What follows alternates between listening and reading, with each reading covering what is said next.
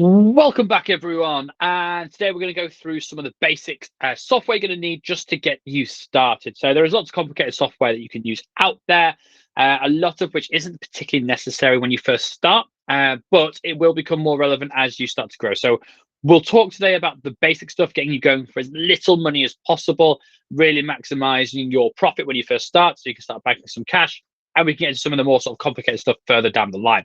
So what you're going to need, basically, this is effectively almost everything that you will need, is a payment processor, a way for you to actually take money and payments from your clients, a way to track your leads and sales, a way to keep track of your clients and their attendance. So you've got obviously the business a little bit there with leads and sales, and you've got actual delivery stuff with your clients and attendance, and then Zapier, which I will talk you through about how that then interlinks everything from there.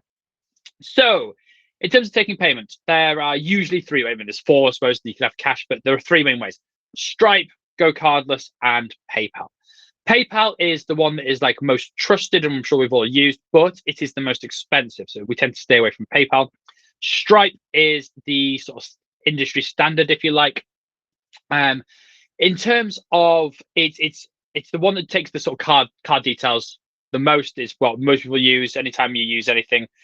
Anytime you make payment by card, a lot of the time it goes through Stripe. So they are the biggest one. They have actually recently increased their prices, which is a little bit annoying, but they're still relatively cheaper. Things like 1.5%, I think, something like that, plus 20p of every transaction. So it's not crazy expensive. And then Go Cardless is only direct debit, so it's only for bank details. So that's the cheapest, but you can only do bank details, you can't do card details. So usually you might set up, I don't know, say Stripe and Go Cardless, so you can take both card and direct debits, but that is up to you. So you'll need one of those. They're free to set up. They just charge you when everything gets billed. Very easy to do. From there, I would set up a Google account. So we have done everything now through Google. So we set up some business Google accounts because it gives you everything. So you get access to the spreadsheets. You have Google Docs, which is obviously their Word document. You have Google Drive, so you've got cloud storage. Google Photos. So again, you can make sure everything is in one place.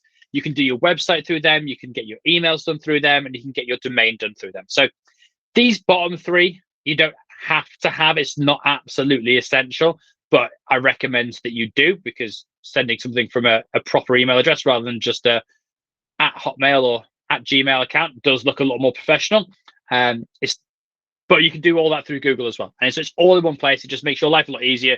You're not having to set up multiple subscriptions. You're not having to worry about sending things here and there and all sorts. So that is what I recommend. Very straightforward and very simple. Set everything up through Google.